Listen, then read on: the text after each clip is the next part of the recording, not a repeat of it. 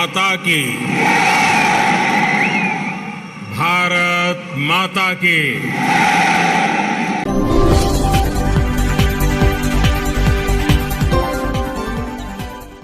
Subscribe कीजिए हमारे मंसूरी समाज चैनल को और बेल आइकॉन तेलंगाना के गरीबों को मुफ्त राशन हो, गरीबों को मुफ्त इलाज हो, भाजपा सरकार की नीतियों का लाभ सभी को बिना भेदभाव मिल रहा है और सेवा भाव से मिल रहा है। यही तो सबका साथ सबका विकास है। इसी वजह से आज देश के सामान्य नागरिक का भाजपा पर इतना विश्वास है। मोदी ने ऐसा क्या कह दिया कि पिछड़े दलित मुस्लिमों के बारे में कि पिछड़े मुसलमानों के राजनीति करने वालों में अचानक जोश आ गया कि वह मोदी के तारीफ के कसीदे पढ़ने लगे। दरअसल मामला यह हुआ कि हैदराबाद में पार्टी की राष्ट्रीय कार्यकारिणी की बैठक में उत्तर प्रदेश के उन समुदायों पर खास ध्यान देने की रणनीति बनाने को कहा गया है जो अभी तक सपा के आधार रहे हैं। पार्टी की राष्ट्रीय कार्यकारिणी की बैठक में प्रधानमंत्री नरेंद्र मोदी ने भारतीय जनता पार्टी की उत्तर प्रदेश इकाई से यह विश्लेषण करने के लिए कहा है कि पिछड़े दलित मुस्लिम, जिसे आमतौर पर पसमानदा के रूप में जाना जाता है, सरकार की नीतियों से कैसे प्रभावित होता है और उनके जीवन को तेजी से ऊपर उठाने और उन तक पहुंचने के लिए क्या काम किया जा सकता है। पीएम का यह सुझाव यूपी बीजेपी प्रमुख स्वतंत्र देव सिंह द्वारा हैदराबाद में पार्टी की राष्ट्रीय कार्यकारिणी की बैठक में एक प्रस्तुति के दौरान आया, जिस पर स्वतंत्र देव ने कहा कि उत्तर प्रदेश के मंत्री दानिश अंसारी पसमानदा मुस्लिम से आते हैं और जब से दानिश अंसारी मंत्री बने हैं पसमानदा मुसलमानों पर उनकी पकड़ मजबूत हुई है। सरकारी योजनाओं का भी बिना भेदभाव के सभी लोगों को लाभ मिला है। जिन मुस्लिमों को लाभ मिला है उनमें ज्यादातर पिछड़े और दलित मुस्लिम है। रामपुर और आजमगढ़ में इन्हीं योजनाओं की वजह से गरीब पिछड़े लोगों ने भी भाजपा को वोट दिया है, जिस पर प्रधानमंत्री ने गरीब मुस्लिमों के लिए रणनीति बनाने को कहा कि ज्यादा से ज्यादा इसका लाभ इस तबके के लोग उठा सके। इस बात अखबारों में छपने के बाद ही सोशल मीडिया पिछले समाज के कुछ नेता अचानक जोश में आ गए और मोदी की इस बात का स्वागत करने की होड़ शुरू हो गई। पसमानदा मुस्लिम समाज के राष्ट्रीय अध्यक्ष अनीस मंसूरी ने एक प्रेस कॉन्फ्रेंस कर प्रधानमंत्री के पसमानदा मुसलमानों के प्रति इस नजरिए का स्वागत किया। मंसूरी समाज न्यूज चैनल की रिपोर्ट। पहले हम लोगों ने इसकी शुरुआत बहुजन समाज पार्टी में इस उम्मीद के साथ में पसमानदा मुस्लिम समाज शामिल हुआ 2007 के विधानसभा चुनाव से पहले कि शायद बहुजन समाज पार्टी के नेता पसमानदा तबके के मुसलमानों को अपने ध्यान में रख करके दलितों की तरह उनके लिए भी काम करेंगे, लेकिन ऐसा नहीं हो सका। तो पसमानदा मुस्लिम समाज को वहाँ पर धोखा मिला।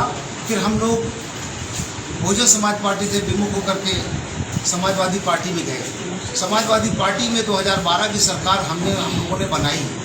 तो पसमानदा तबके के मुसलमानों ने 2012 में समाजवादी पार्टी की पूर्ण बहुमत की सरकार बनाने का काम किया था।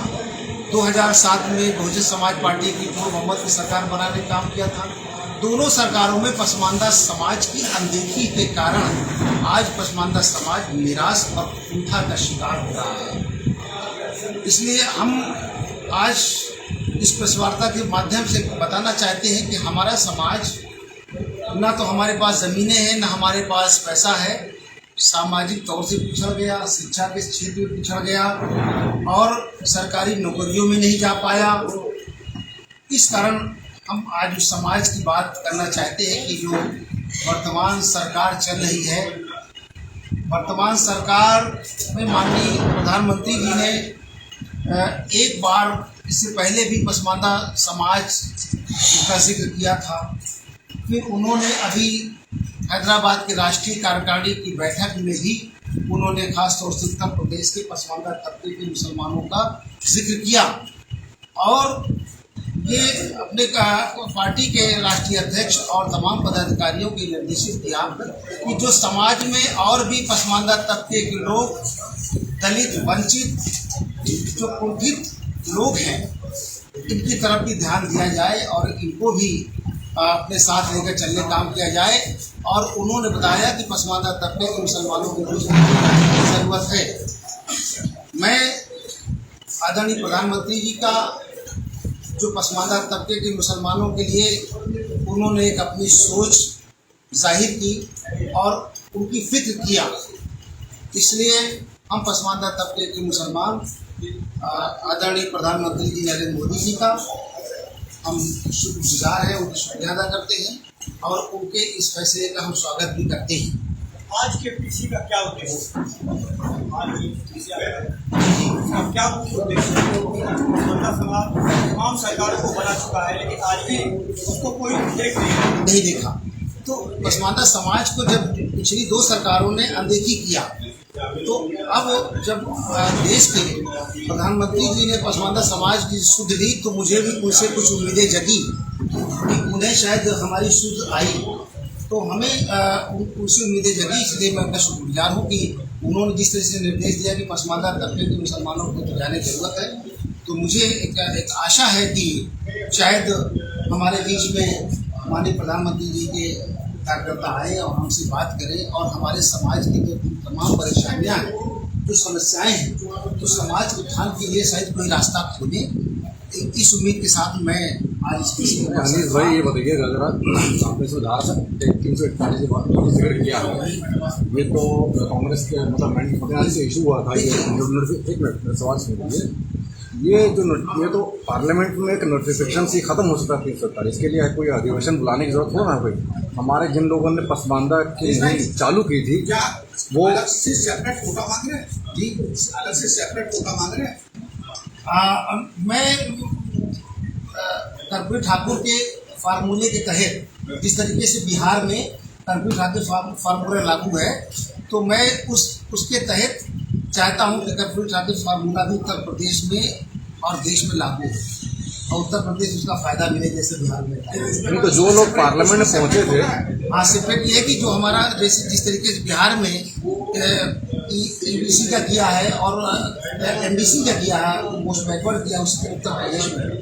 और मेरी सरकार से भी गुजारिश है कि जिस तरीके से 27% रिजर्वेशन किया है और अगर वो आर्टिकल 341 के तहत हमको बहाल कर सकते हैं तो उनका वेलकम है, स्वागत है। तो 27% में से हम चाहते हैं कि जिस तरीके से रघुनाथ मिश्र जी की रिपोर्ट में 8.33% सेपरेशन की बात की गई है, 8.33% सेपरेशन की बात की गई है, तो अगर हमको उस 27% में से भी हमारे आबादी के अनुपात में हमें उतना हिस्सा मिल जाता है, तो हमारे समाज को काफ़ी राहत मिल सकती है, हमारे समाज के लोग भी इस देश की मुख्यधारा से जुड़ सकेंगे। और आपने आर्टिकल 341 की बात की कि ये लड़ाई हम लोग के अरसे से लड़ते चले आ रहे हैं। तो ये 1950 में 26 जनवरी को हमारे साथ एक अन्याय कांग्रेस पार्टी ने किया था, जो रिजर्वेशन को समाप्त करने का काम किया, जो हमको 1936 से 1950 तक मिलता था। उसके बाद उन्होंने संरक्षण को 26 जनवरी को 1950 को खत्म कर दिया। तो जो राष्ट्रपति द्वारा एक गैर संवैधानिक अध्यादेश जारी किया था, वो गैर संवैधानिक था, इसलिए कोर्ट में गए हमारे लोग, उसका मुकदमा चल रहा सुप्रीम कोर्ट के अंदर। तो अभी तक जितनी भी सरकारें केंद्र सरकार की गुजरी हैं, उन्होंने अपनी केंद्र सरकार ने सुप्रीम कोर्ट को जवाब दाखिल नहीं किया। अब भारतीय जनता पार्टी के नेताओं ने अपना मंथन किया और आदरणीय प्रधानमंत्री जी ने अब 23 रिमाइंडर के बाद उन्होंने सुप्रीम कोर्ट में जवाब दाखिल किया है। जो जिन्होंने इस मुहिम को चलाया था पसमानदा की, वो खुद भी पार्लियामेंट पहुंचे थे, क्या वजह कि वो भी नहीं कर पाए इस चीज़ को? कारण कहाँ फंसे? अब उत्तर प्रदेश में मैं काम कर रहा हूँ पसमानदा तबके के लोगों के लिए। अब तो तमाम बहुत सारे लोग हैं जो पसमानदा की बात करते हैं, मैं उनकी बातों पर नहीं जानना चाहता। मैं जो कर रहा हूँ मैं इस पर फोकस करता हूँ। मैंने जो अब तक काम किया है, मेरा ध्यान उधर है, इसलिए हम चाहते हैं कि हमारे जो पिछड़े वर्ग के लोग हैं, इनके फलाह बहबूदी के लिए केंद्र सरकार, क्योंकि मैंने ये देखा कि जिस तरीके से आदरणीय प्रधानमंत्री जी ने भी इस बात को माना, उनके सर्वे में आया कि पिछले विधानसभा और लोकसभा के चुनाव में जिस तरीके से उत्तर प्रदेश के अंदर 8 से 10% मुसलमानों ने भारतीय जनता पार्टी को वोट देने का काम किया, और ओवरऑल पूरे इंडिया में राजस्थान और मध्य प्रदेश में काफ़ी मुस्लिम सबका भारतीय जनता पार्टी वोट करता है।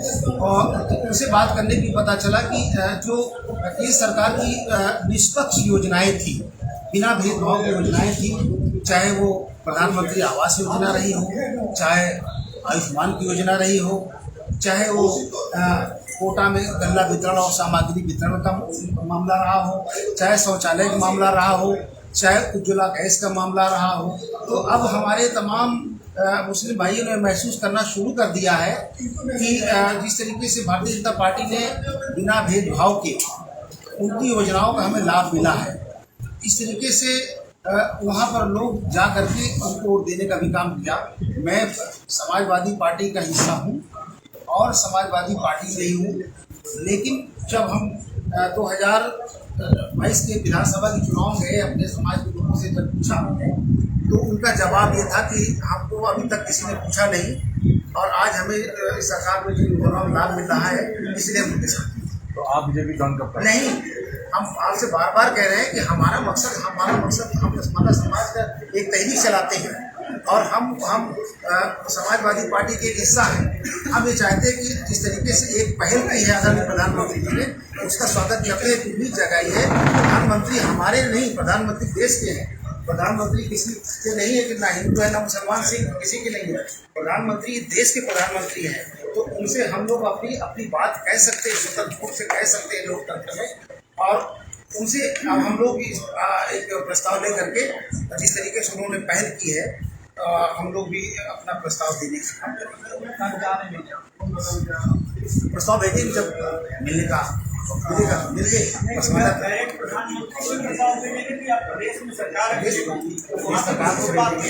इस तरीके से हमारा जो केंद्र सरकार को मांगे, जैसे कर्फ्यू खाते फार्मूला धारा 342, धारा 341 केंद्र सरकार में, तो हम तो केंद्र सरकार से यही अपील करेंगे आदरणीय प्रधानमंत्री।